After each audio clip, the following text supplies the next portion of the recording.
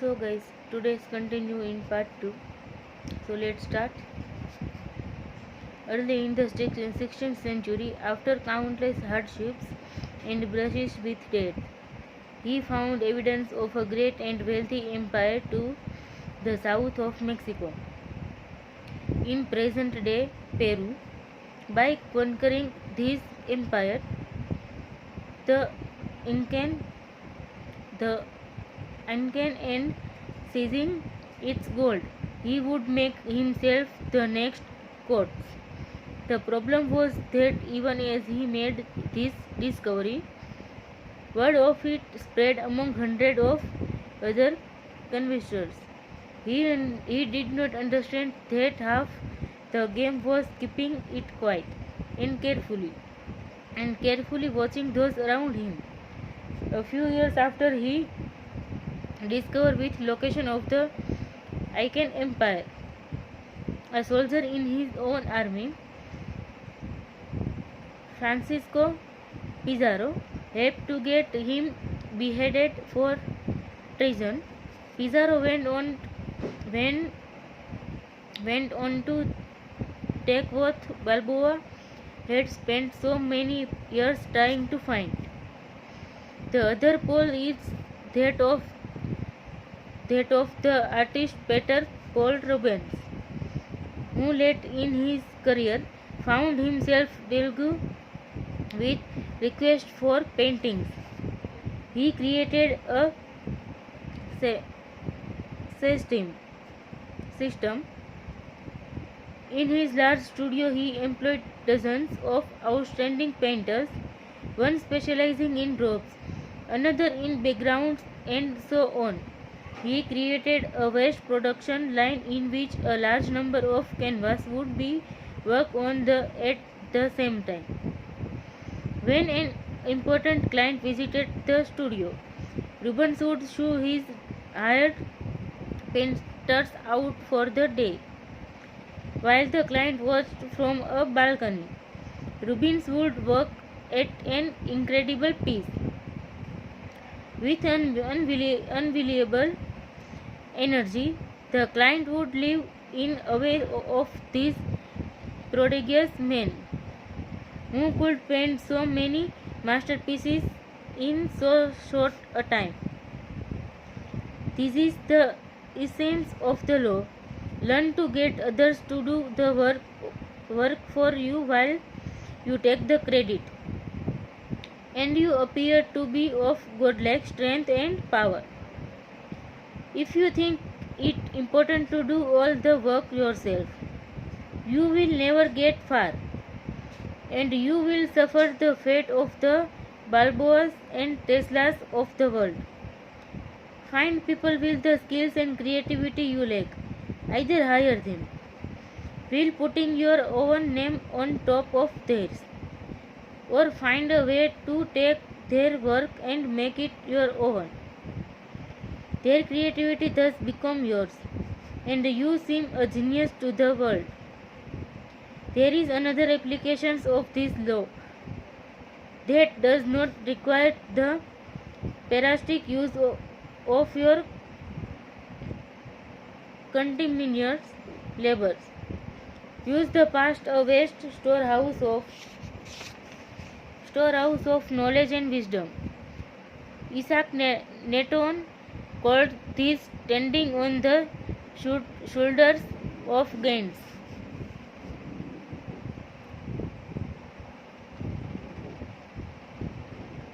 He meant that in making his discoveries he had built on the achievements of others.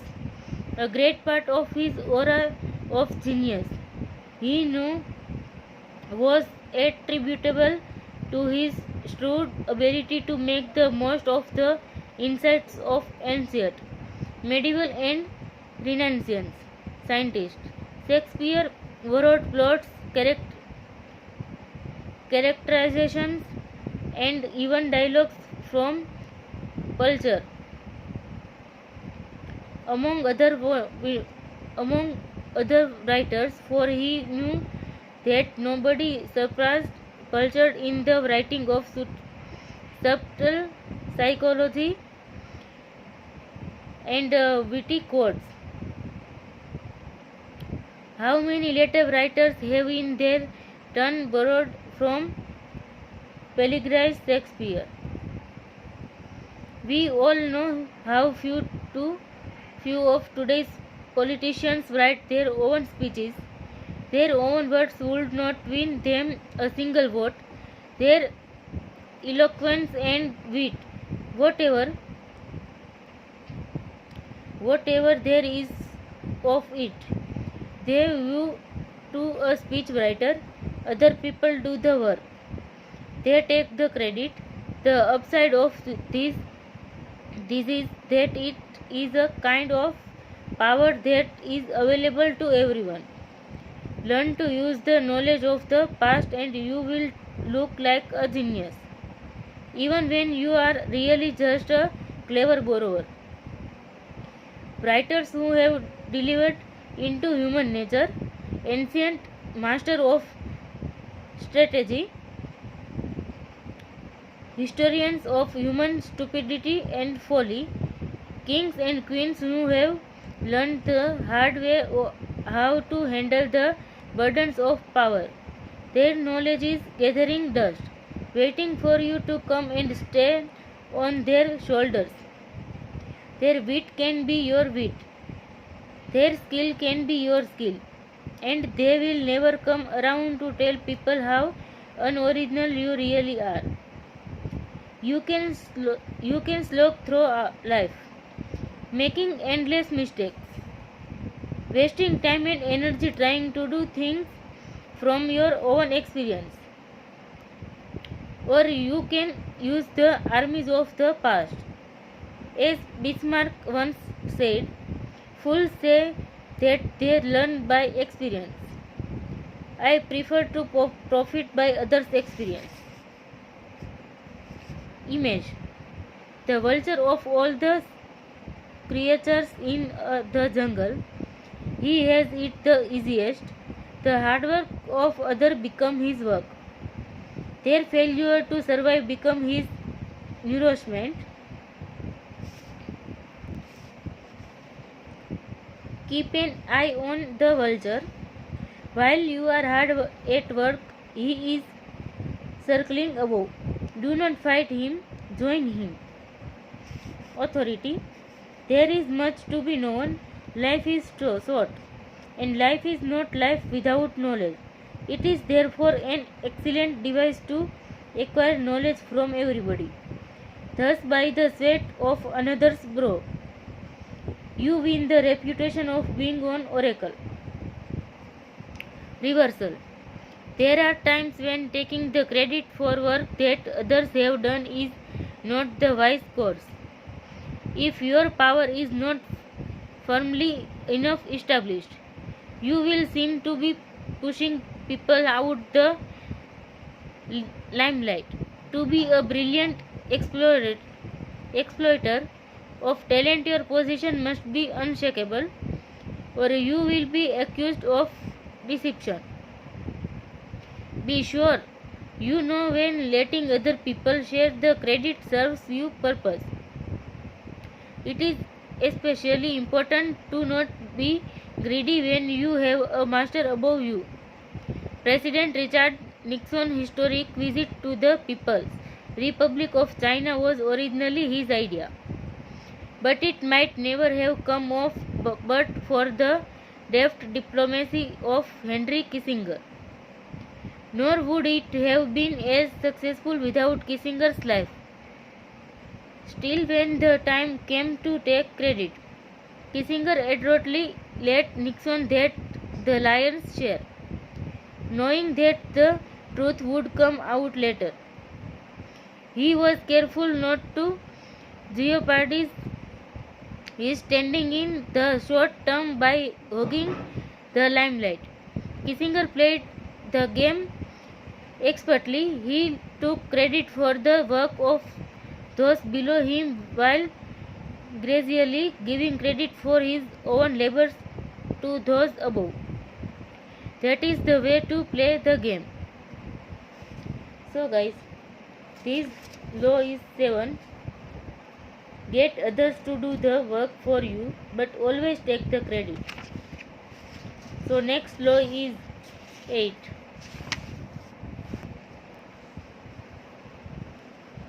So guys, the next law is 8. Make over people come to you. Use bait if necessary.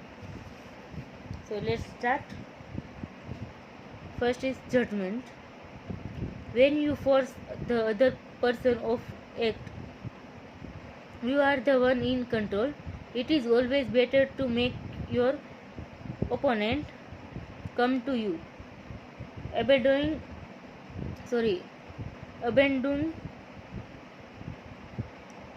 his own plans in the process, lure him with fabulous gains. The attack. You held the cards. Observance of the law. At the Congress of Vienna in 1814, the major powers of Europe gathered to crave up to remains of Napoleon's fallen empire. The city was full of gaiety, and the balls were the most splendid in memory. Hovering over the processing, however, was the shadow of Napoleon himself. Instead of being executed or exiled far away, he had been sent to the island of Elba, not far from the coast of Italy. Even experienced on an island, a man was bold and creative as Napoleon Bonaparte made everyone nervous. The Austrians plot to kill him on Elba, but decided it was too risky. Alexander I, Russia's temperamental cruiser, heightened the anxiety by throwing a fit during the Congress, when a part of Poland was denied him. Bever, I shall lose the monster. He threatened everyone knew the mint Napoleon. Of all the statesmen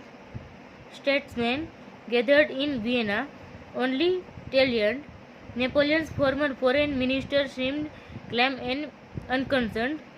It was as if they knew something the others did not. Meanwhile, on the island of Elba, Napoleon's life was a mockery of his previous glory.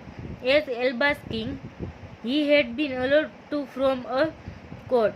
There was a cook, a wardrobe mistress, and official pence, and a handful of courtiers. All this was designed to humiliate Napoleon, and did it seem to work? That winter, however, there occurred a series of events too strange and dramatic they might have been scripted in a play. Elba was surrounded by British ships, their cannons covering all possible exit points. Yet somehow in broad daylight on 26 February 1815, a ship with 900 men on board picked up Napoleon and put to sea. The English gave chase, but the ship got away. This almost possible escape astonished the public throughout Europe and terrified the statesmen at the Congress of Vienna. Although it would have been suffered to leave Europe, Napoleon not only chose to return to France, he raised the odds by marching on Paris with a tiny army, in hopes of recapturing the throne. His strategy worked. People of all classes threw themselves at his feet. An army under Marshal Ney He fled from Paris to arrest him. But when the soldiers saw their beloved former leader, they changed sides. Napoleon was declared emperor again. Volunteers filled the ranks of his new army. Delirium swept the country. In Paris, word went wild. The king who had replaced Napoleon fled the country. For the next 100 days, Napoleon ruled France. Soon, however, the guidance subsided. France was bankrupt, its resources nearly exhausted, and there was little Napoleon could do about this. At the Battle of Waterloo in June of that year, he was finally defeated for good. This time his enemies had learned their lesson. They exiled him to the barren island of Saint Helena off the west coast of Africa. There he had no more hope of escape. Interpretation. Only years later did the fact of Napoleon's dramatic escape from Elba coming to life. Before he decided to attempt this bold move, visitors to his court had told him that he was more popular in France than ever, and that the country would embrace him again. One of these visitors was Austria's General Koller, who convinced Napoleon that if he escaped, the European power, England included, would welcome him back into power. Napoleon was tipped off that the English would let him go, and indeed his escape occurred in the middle of the afternoon, in full view of English spyglasses. What Napoleon did not know was that there was a man behind it all pulling the strings, and that this man was his former minister, Talleyrand. And Talleyrand was doing all this not to bring back the glory days but to crush Napoleon once and for all. Considering the imperious ambition unsettling to Europe's stability, he had turned against him long ago. When Napoleon was exiled to Elba, Talleyrand had protested Napoleon should be sent further away. He argued or Europe would never have space. But no one listened. Instead of pushing his opinion, Talleyrand bided his time. Working quality, he eventually won over Castles and Mitterrand, the foreign ministers of England and Austria. Together, these men baited Napoleon into escaping. Even Coller's visit to whisper the promise of glory in the exile's ear was part of the plan. Like a master card player, Talleyrand figured everything out in advance.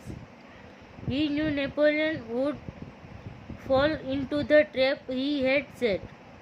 He also foresaw that Napoleon would lead the country into a war, which given France weak, and that condition could not last a few months.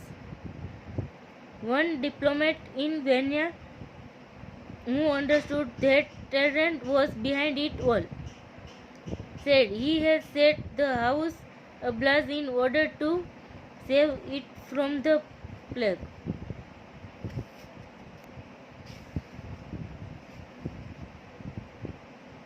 Keys to power. How many times has this scenario played itself out the history? An aggressive leader initiates a series of bold moves that begin by bringing him much power. Slowly, however, his power reaches a peak, and soon everything turns against him. His numerous enemies band together, trying to maintain his power. He exerts himself going in this direction and that, and inevitably he collapses. The reason for this pattern is that the aggressive person is rarely in full control. He cannot see more than a couple of moves ahead, cannot see the consequence of this bold move or that one, because he is constantly being forced to react to the moves of his ever growing host of enemies and to the unforeseen consequence of his own rash action. His aggressive energy is turned against him. In the realm of power, you must ask yourself, what is the point of chasing here and there, trying to solve problems and defeat my enemies? If I never feel in control, why am I always having to react to events instead of directing them? The answer is simple. Your idea of power is wrong. You have mistaken aggressive actions for effective action. And most often the most effective action is to step back, keep calm and let others be frustrated by the traps you lay for them, playing for long-term power rather than quick victory. Remember, the essence of power is the ability to keep the initiative, to get others to react to your moves, to keep your opponents and those around you on the defensive. When you make other people come to you, you suddenly become the one controlling the situation, and the one who has control has power. Two things must happen to place you in this position. You yourself must learn to master your emotions and never to be influenced by anger. Meanwhile, however, you must play on people's natural tendency to react angrily when pushed and baited. In the long run, the ability to make others come to you is a weapon far more powerful than any tool of aggression. Study how Teldrand, the master of the art, performed his delicate trick. First, he overcame the urge to try to convince his fellow statesmen that they needed to banish Napoleon far away. It is only natural to want to persuade people by pleading your case, imposing your will with words, but this often turns against you. Few of Talleyrand's contemporaries believe this often turns against you. Napoleon was still a threat, so that if he had spent a lot of energy trying to convince them, he would only have made himself look foolish. Instead, he held his tongue and his emotions in check. Most important of all, he laid Napoleon a sweet and irresistible trap. He knew the man's weakness, his impulsivity, his need for glory, and the love of the mass. And he knew the man's weakness, his impulsivity, his need for glory, and the love of the masses, and they played all these to perfection. When Napoleon went for the bait, there was no danger that he might succeed and turn the tables on Talleyrand.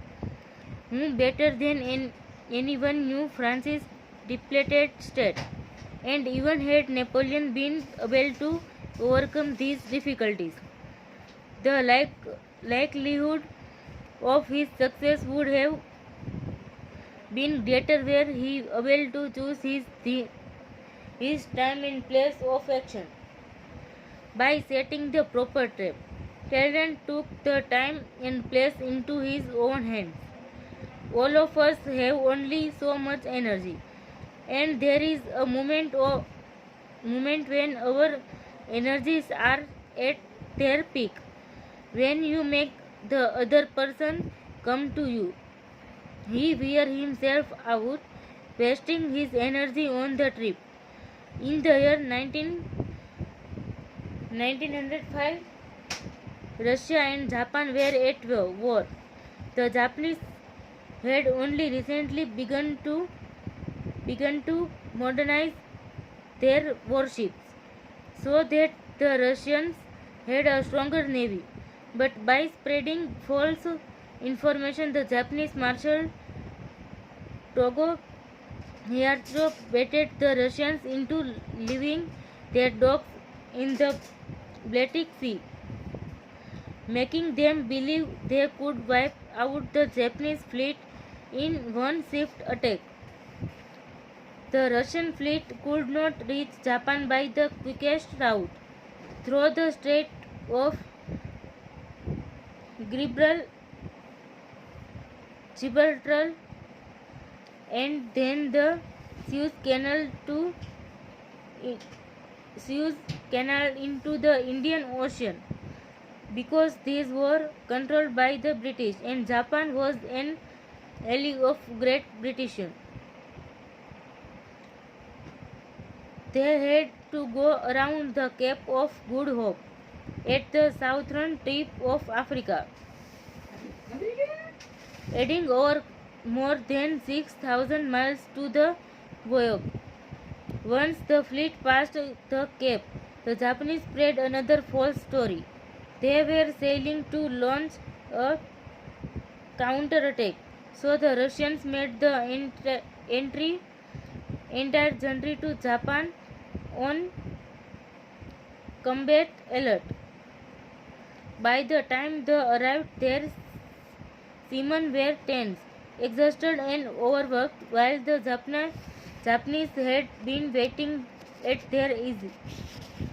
Despite the odds and their lack of experience in modern naval warfare, the Japanese crushed the Russians. One added benefit of making the opponent come to you, as the Japanese discovered with the Russians, is that it forces him to operate in your territory. Being on hostile ground will make him nervous, and often he will rush his action and make mistakes. For negotiation or meetings, it is always wise to lure others into your territory or the territory of your choice. You have your bearings while they see nothing familiar and are subtly placed on the defensive. Manipulation is a dangerous game. Once someone expects he is being manipulated, it comes harder and harder to control him. But when you make your opponents come to you, you create the illusion that he is controlling the situation. He does not feel the string that pull him, just as a Napoleon imagined that he himself was the master of his daring escape and return to power. Everything depends on the sweetness of your bait. If your trap is yet attractive enough, the turbulence of your enemy's emotions and desires will blind them to reality. The greater they become, more they can be led around. The great 19th century robber baron Daniel Drew was a master at playing the stock market. when he wanted a particular stock to be bought or sold, driving price up or down. He rarely resorted to the direct approach. One of these tricks was to hurry through an exclusive club near Wall Street, obviously on his way to the stock exchange, and to pull out his customary red bandana to wipe his perspiring brow. A slip of paper would fall from his bandana that he would pretend not to notice. The club members were always trying to freeze new moves, and they would pounce on the paper, which invariably seemed to contain an inside tip on a stock. Word would spread, and members would buy or sell the stock in droves, playing perfectly into droves' hands. If you can get other people to dig their own graves, why sweat yourself? Pickpockets work this the perfection. The key to picking a pocket is knowing which pockets contain the wallet. Experienced pickpockets often play their trade in train station and other places where there is a clearly marked sign reading beware of pickpockets. Passers-by, seeing the sign invariably feel for their wallets to make sure it is still there. For the watching pickpockets, this is like shooting fish in a barrel. Pickpockets have even been known to place their own beware the pickpockets sign to ensure their success. When you are making people come to you, it is sometimes better to let them know you are forcing their hand. You give up deception for or manipulation. The physically ramifications are profound. The reasons the person who makes other come to him appears powerful and demands respect. Filippo Brunelleschi, the great Renaissance artist and architect, was a great practitioner of the art of making others come to him as a sign of his power. On one occasion, he had been engaged to repair the dome of the Santa Maria del Fiore Cathedral in Florence. The commission was important and prestigious, but when the city official hired a second man, Lorenzo Gilberti, to work with Brunelleschi, the great artist brewed in secret. He knew that Gilberti had gotten the job through his connections, and that he would do none of the work and get half the credit. At a critical moment of the construction, then Brunelleschi suddenly developed a mysterious illness. He had to stop work, but pointed out to city officials that they had hired Gilberti, who should have been able to continue the work on his own. Soon it became clear that Gilberti was useless, and the officials come begging to Brunelleschi. He ignored them, insisting that Gilberti should finish the project, until finally they realized the problem. They fired Gilberti. By some miracle, Brunelleschi recovered within days. He did not have to throw a tantrum or make a fool of himself. He simply practiced the art of making others come to you. If on one occasion you make it a point of dignity that others must come to you and you succeed, they will continue to do so even after you stop trying. Image: the Hanoi bear trap. The bear hunter does not chase his prey. A bear that knows it is hunted is nearly impossible to catch and is furious if concerned. Instead, the hunter lays trap baited with honey. He does not exhaust himself and risk his life in pursuit. He baits then awaits. Authority: good warriors make others come to them and do not go to others. This is the principle of emptiness and fullness of others and self. When you induce opponents to come to you, then their force is always empty. As long as you do not go to them, your force is always full. Attacking emptiness with fullness is like throwing stones on eggs.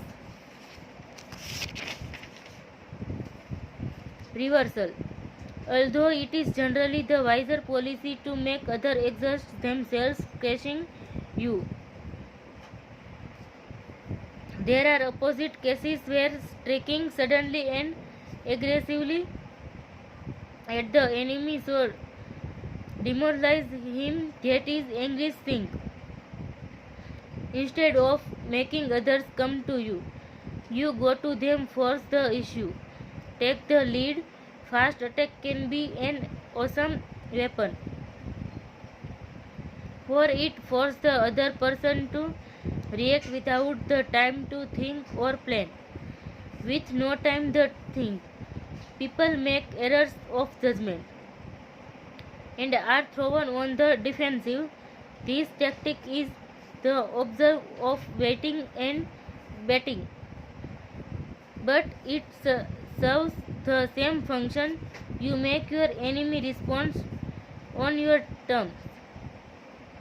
Men like Kaiser, Borgia, and Napoleon used the element of speed to imitate and control. A rapid and unforeseen move is terrifying and demoralizing. You must choose your tactics depending on the situation.